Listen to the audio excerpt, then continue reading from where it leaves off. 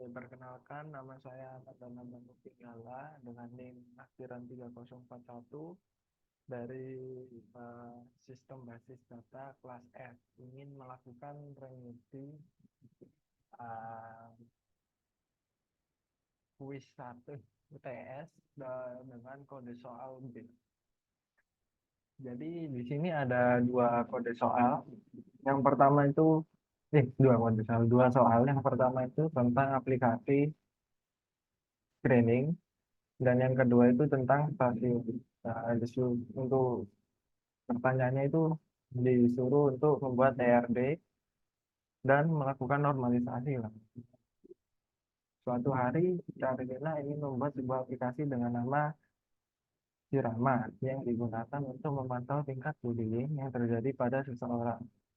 Di dalam aplikasi Sirama, diawali dengan fitur melakukan login. Nah, untuk login ini kan pasti data loginnya itu pasti disimpan di suatu database.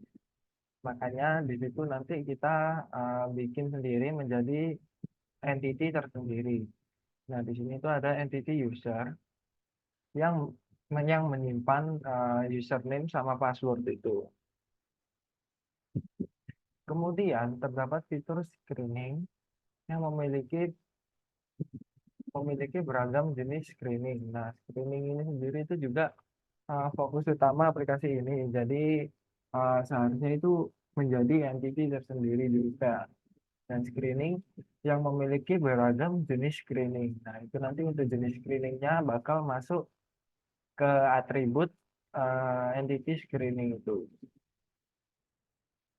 Nah, di situ ada screening bullying, cyberbullying, screening empati dengan detail setiap jenis screening memiliki beberapa bagian. Nah, karena jenis screening ini memiliki beberapa bagian, makanya dimasukkan di screening tadi. Contohnya pada screening memiliki bagian A, B, C. Nah, untuk bagiannya itu sendiri nanti juga bakal menjadi entity tersendiri.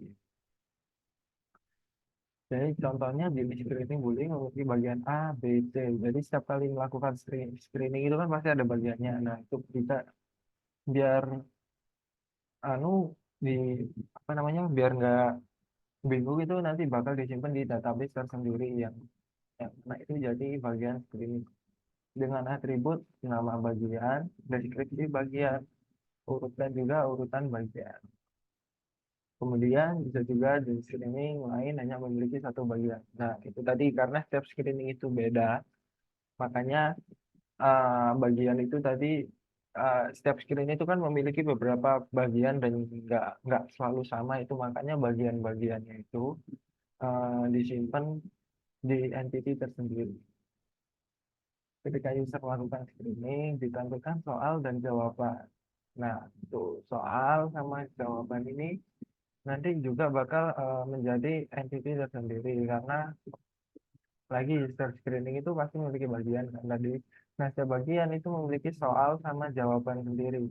Dan soal itu nanti udah pasti ada jawabannya gitu. Jawabannya itu nggak cuma satu, ada banyak. Makanya disimpan sendiri.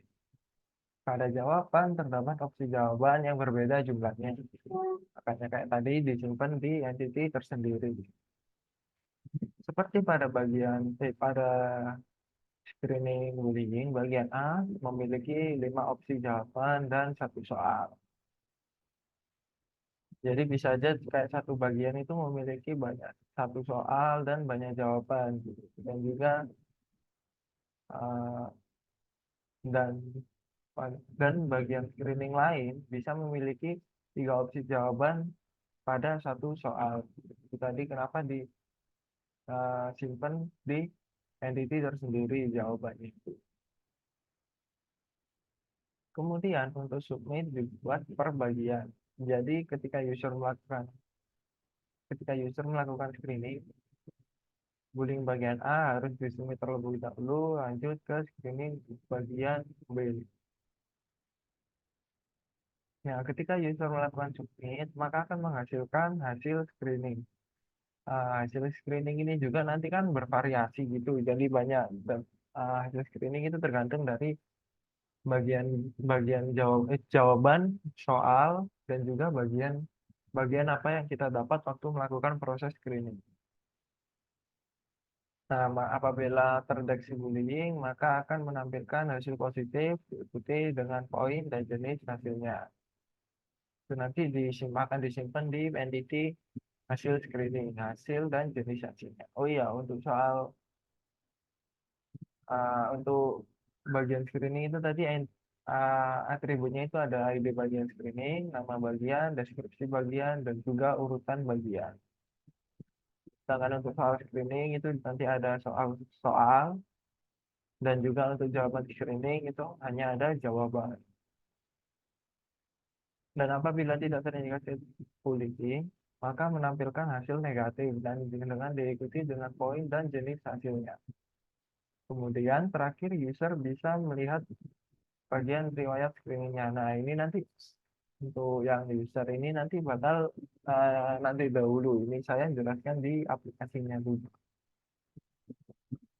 Jadi saya akan menjelaskan tentang relationship di aplikasi screening. Yang pertama itu ada screening dengan bagian screening dengan relationship one to many. Jadi one-nya di screening dan many-nya di bagian screening. Kenapa? Karena setiap kali kita melakukan screening itu pasti ada beberapa bagiannya gitu. Jadi banyak mainnya di bagian screening. Dan juga selanjutnya itu bagian screening dan soal screening. Sama kayak tadi, di setiap bagian itu iya, one to many. Di setiap bagian itu memiliki banyak soal. Makanya one-nya di bagian dan juga soalnya many-nya di soal. Selanjutnya dari soal screening dan jawaban screening namanya one to many. Jadi one-nya di soal dan many-nya di jawaban. Kenapa? Karena kayak tadi sudah dijelaskan juga setiap soal. Nah, setiap soal itu bisa saja memiliki 5 opsi jawaban. Dan selanjutnya itu bagian screening dan hasil screening. Untuk bagian screening sendiri itu juga memiliki beberapa hasil yang berbeda gitu tergantung dari soal jawaban kita. Jadi kayak screening itu bisa memiliki beberapa hasil. Jadi relationship-nya one to many, one-nya di bagian screening dan many-nya di hasil screening. Jadi setiap satu bagian itu bisa memiliki lebih dari satu hasil. Dan untuk optionality-nya itu kalau di screening dan bagian screening itu optionality apa?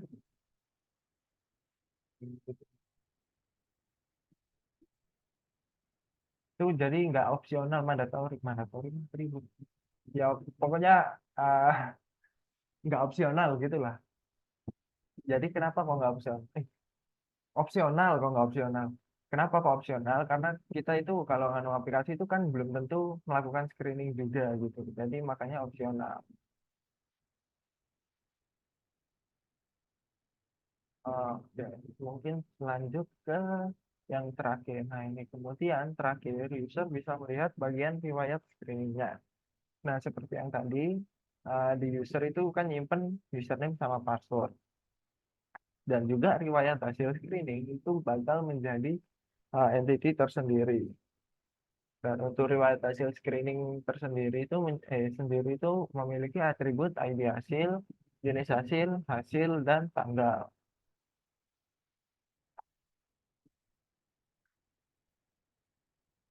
Nah, ini eh,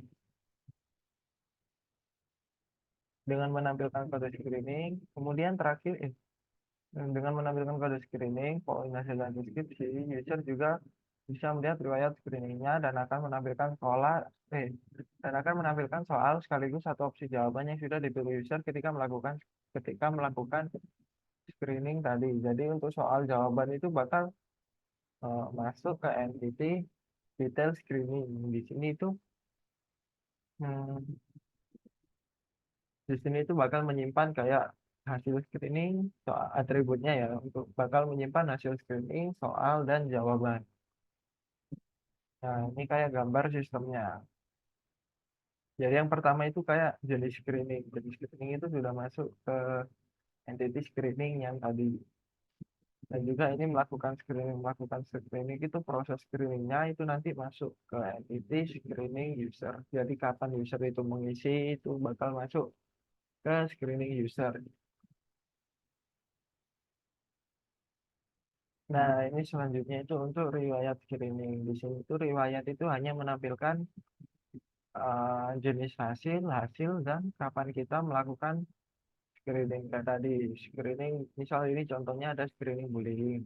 Nah, hasilnya itu kayak hasilnya itu cenderung sebagai korban bullying, bla bla bla ini. Yuk, editornya infografis serta tanya ahli, semoga membantu. Itu masuk ke hasil screening. Nah, jenis selanjutnya itu bakal ada skornya juga dan juga bakal muncul tanggalnya di Kamis 25 April 2020.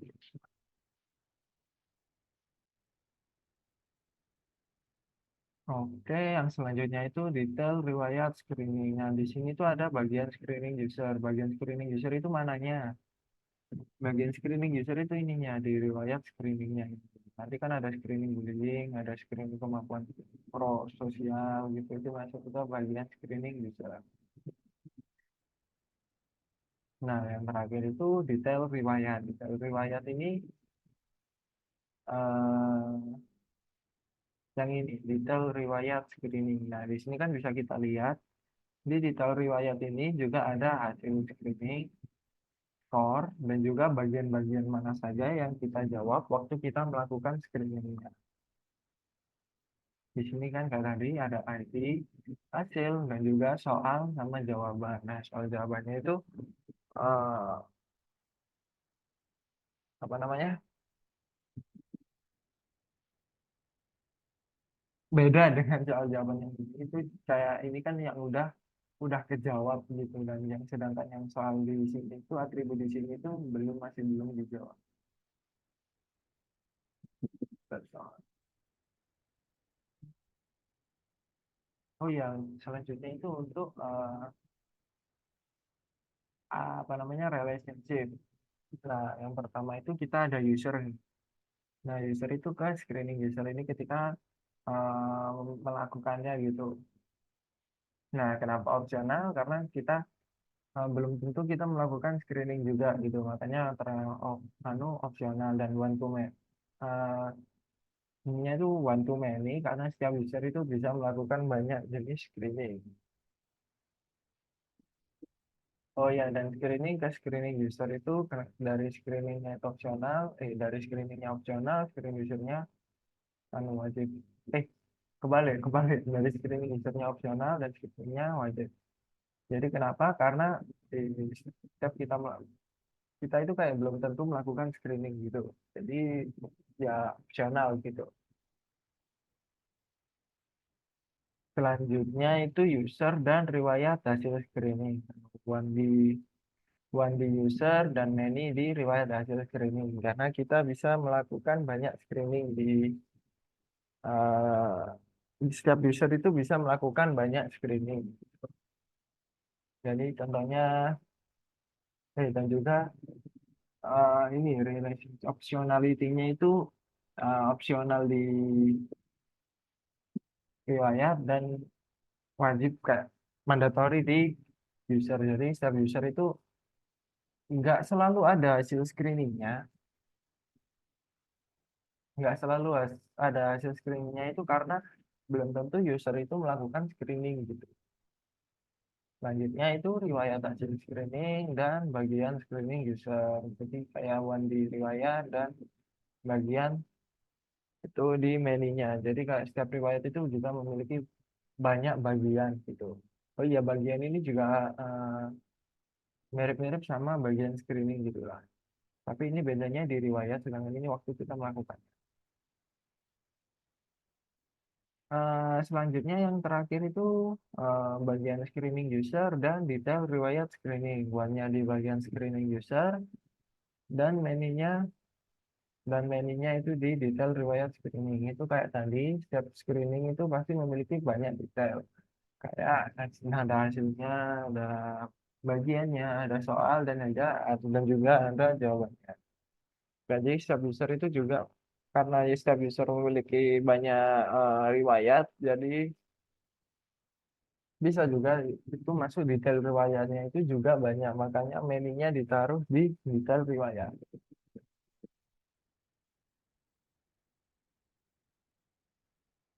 Nah, ini untuk ketentuan ERD-nya, ERD Deputy Logical Design sudah, Objectivity, tulisan atribut, beserta optionality-nya juga sudah. Kan dari atribut yang menjadi primary UID, nah primary UID-nya itu untuk entity screening itu ID screening, bagian screening ID bagian, soal screening ID soal, jawaban screening ID jawaban, hasil screening ID hasil, dan juga screening user itu ID screening user, user itu ID user, riwayat hasil screening itu ID hasil screening, bagian screening user itu ID bagian screening, dan ID riwayat screening. Untuk detail riwayat itu ID riwayat screening. Oke, bagian itu menggunakan digital sudah dituliskan yang tadi. Tuliskan relationship sebagai garis. Juga sudah itu tadi relationship-nya ini sudah ditulis, sudah gambar. Dan yang terakhir, gambarkan juga optionality, cardinality, relationship, beserta nama relationship itu juga sudah. Jadi kita masuk di sini yang tadi ini, setiap relationship itu pasti ada optionality dan cardinality. Udah, dan juga normalisasi ini juga sudah. Oke, untuk soal selanjutnya itu soal kedua. Soal kedua di sini itu ada tabel stasiun yang nanti akan jadi entity tersendiri, dan juga ada tabel kereta yang nanti akan dinormalisasi dan akan dipisah menjadi beberapa entity yang berbeda. Oke, untuk soalnya itu tabel di atas merupakan data informasi pada stasiun Jember. Beserta informasi tersebut, identifikasilah tabel-tabel di atas dengan aturan normalisasi pada sistem basis data. Jawab menggunakan RD. Jadi nanti di sini kita bakal membuat RD-nya. Apakah tabel yang sudah dinormalisasi sudah mencapai 3 NR? Sudah. Iya, sudah. Kan itu sudah normalisasi. Oke, jadi yang pertama itu kita lihat dari stasiun. Stasiun ini simpelnya gini, normalisasi itu untuk menghilangkan multi value sama redundan, dan kalau nggak salah yang second form itu untuk menghilangkan atribut yang nggak ada hubungannya sama tabelnya. Nah, untuk tabel pertama itu stasiun, ini untuk atributnya nama stasiun, lokasi, dan nama kepala stasiun ini sudah jelas nggak ada redundannya. Yang pertama itu nggak redundan, karena misalkan saja di lokasi ini sudah pasti satu stasiun itu memiliki satu lokasi, dan juga di satu stasiun memiliki satu nama, dan kepala stasiunnya juga pasti satu. Dan itu tadi multi value, maaf. Itu tadi multi value karena mau setiap tabel itu value-nya juga satu semua, dan yang scaling itu redundannya itu juga nggak ada karena value-nya setiap nama itu juga pasti udah paten gitu, jadi nggak bakal berubah kecuali kemungkinan nama kepala stasiunnya itu bakal berubah gitu, tapi kan itu ya band gitu, tunggu orangnya pensiun dulu mungkin. Jadi di sini tuh udah pasti ini tuh udah masuk normal form, dan makanya kita jadikan entity sendiri. Kayak di sini sudah ada entity stasiun dengan nama primary key-nya itu ID stasiun. Yang terus selanjutnya itu atribut pertamanya itu nama stasiun, diambil dari sini.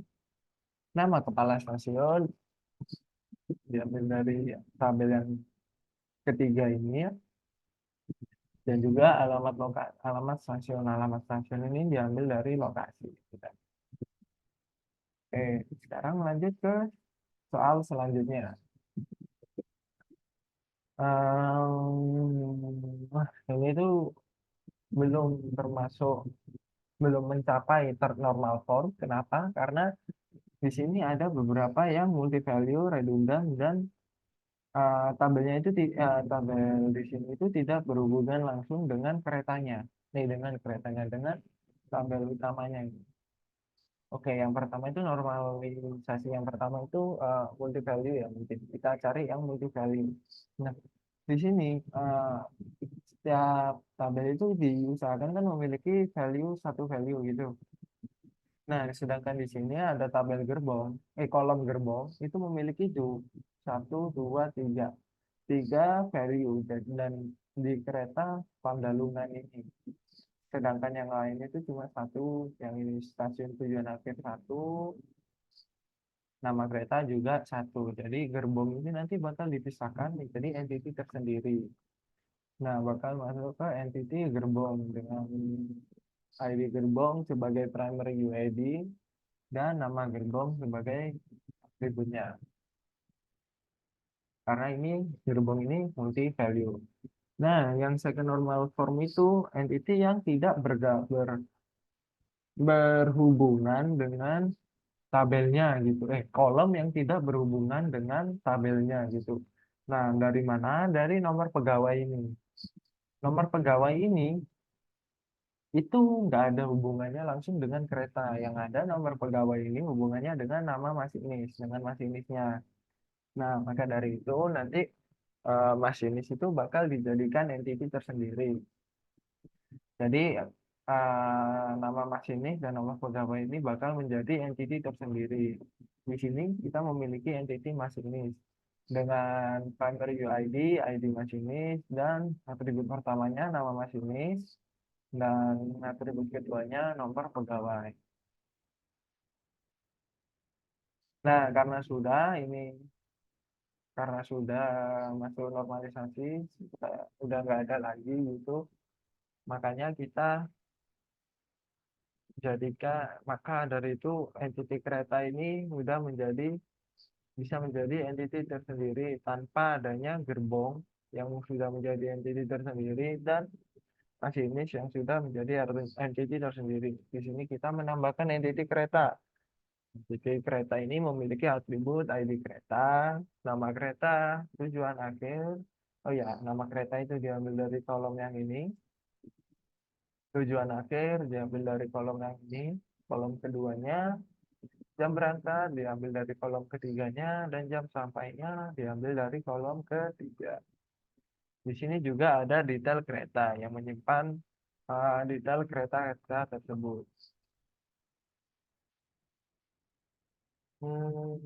Ya mungkin, oh ya, selanjutnya itu ada relationship antar entity-nya. Nah, yang pertama itu stasiun dan kereta.